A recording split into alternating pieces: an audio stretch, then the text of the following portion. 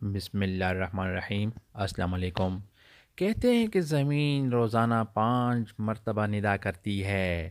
اس کی پہلی ندا یہ ہے کہ اے ابن آدم، تو میری پیٹھ پر چلتا پھرتا ہے، کل میرے پیٹ میں آئے گا۔ دوسری ندا یہ ہے کہ اے ابن آدم، تو میری پیٹھ پر رنگا رنگ کے کھانے کھاتا ہے اور میرے پیٹ میں تجھے کیڑے کھائیں گے۔ تیسری ندا یہ ہے کہ اے ابن آدم، تو میری پیٹھ پر ہنستا ہے، ان قریب میرے پیٹ میں آ کر روئے گا۔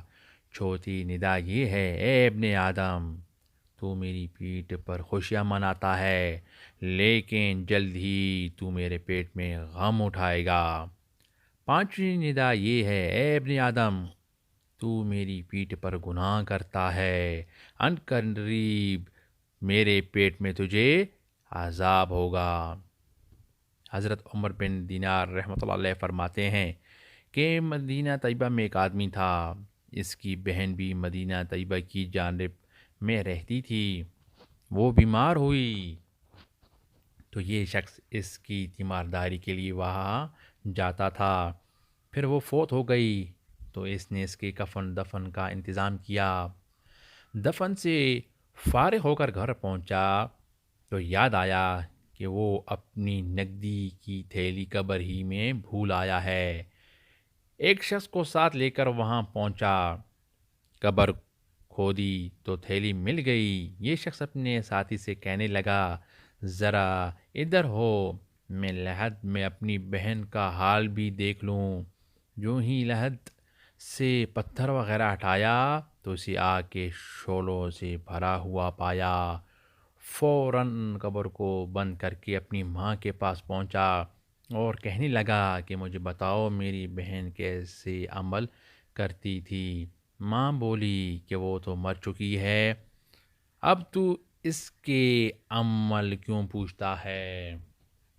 اس نے اصرار کیا تو ماں نے بتایا کہ تیری بہن نماز میں تاخیر کرتی تھی اور طہارت بھی اچھی طرح نہ کرتی تھی۔ رات کو سوتے وقت ہمسایوں کے دروازوں پر جا کر کان لگاتی اور ان کی باتیں سن کر چغلیاں کھاتی تھی، اور یہی باتیں اس کے عذاب قبر کا سبب بنی۔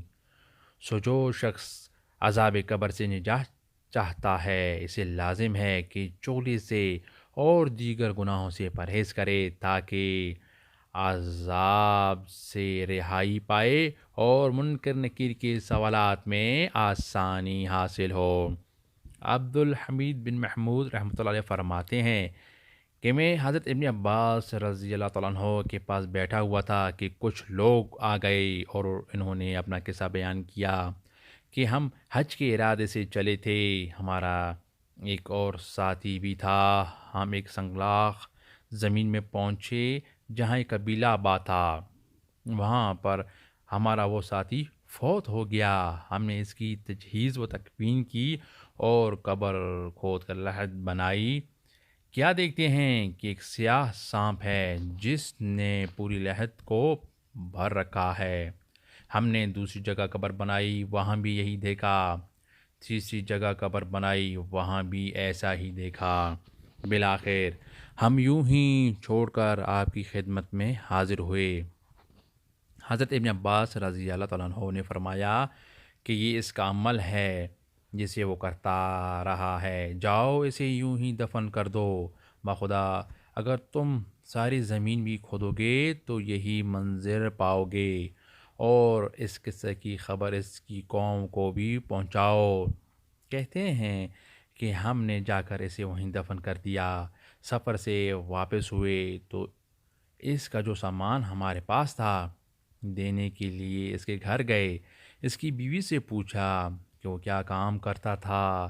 کہنے لگی کہ گندم کی تجارت کرتا تھا، روزانہ حسب ضرورت گندم لیتا اور پھر اس میں اتنا ہی بھوس اور مٹی وغیرہ ملا کر فروخت کر دیتا تھا۔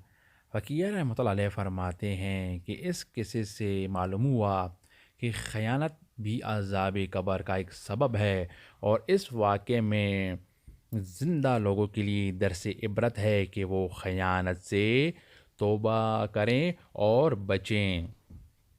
فقیہ رحمۃ اللہ علیہ فرماتے ہیں کہ جو شخص عذاب قبر سے نجات چاہتا ہے اسے 4 چیزوں کی پابندی کرنی چاہیے اور 4 چیزوں سے پرہیز کرنا چاہیے۔